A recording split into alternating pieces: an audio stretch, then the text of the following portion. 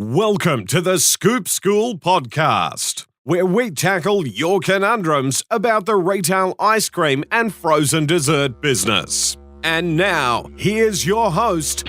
His favorite topping is caramel. That's no joke, it really is caramel. The ice cream bloke and self-appointed headmaster of Scoop School, Steve Christensen. G'day ice cream lovers, thanks for joining us here on the podcast. Nice to have you here. I do want to share with you today one simple, surefire way to help reduce theft in your business.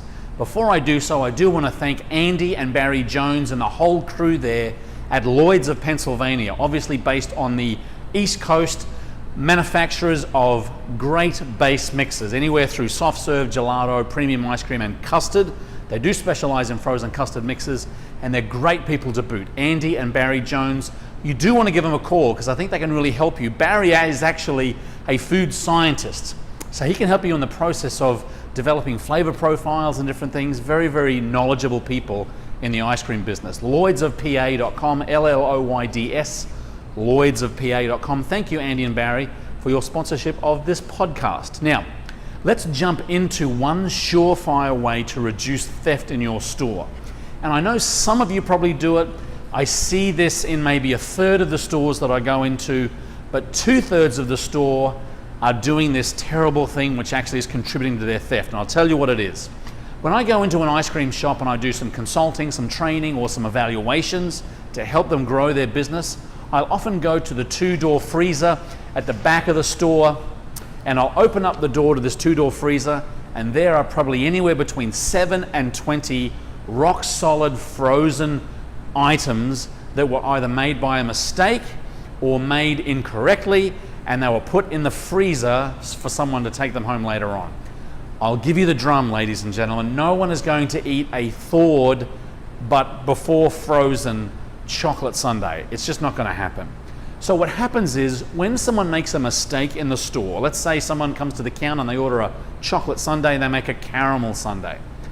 If you, in some way, shape or form, keep that or discount it or give it away to someone else, you're basically telling your employee that there is an avenue or an out if they make a mistake.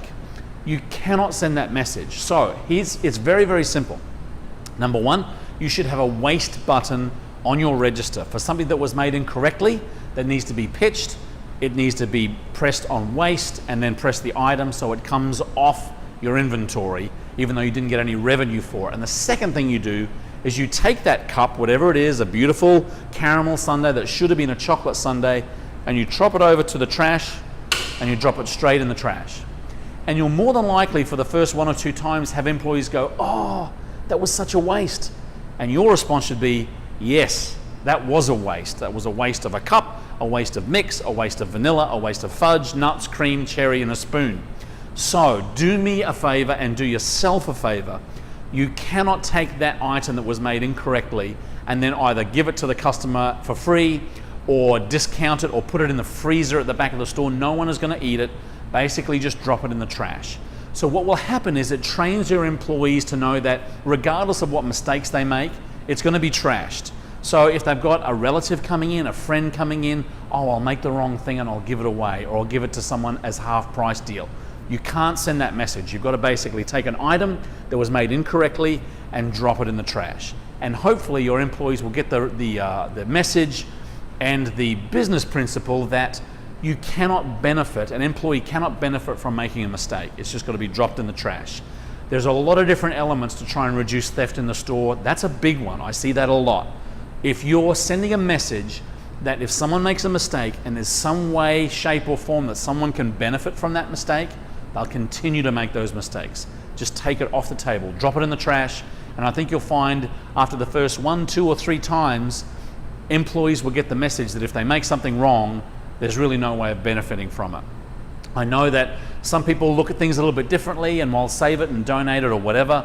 I think you need to send a clear message to your employees that if they make a mistake, it's going in the trash, it needs to be recorded on the register so that it can be tracked at the end of the day. So at the end of one particular shift, if you've got 4 or 5 or 6 items that were wasted on the register and thrown in the trash, there's a training issue there, folks. You've got to have a look at who it is that's making incorrect menu items and nip that in the bud pretty quickly.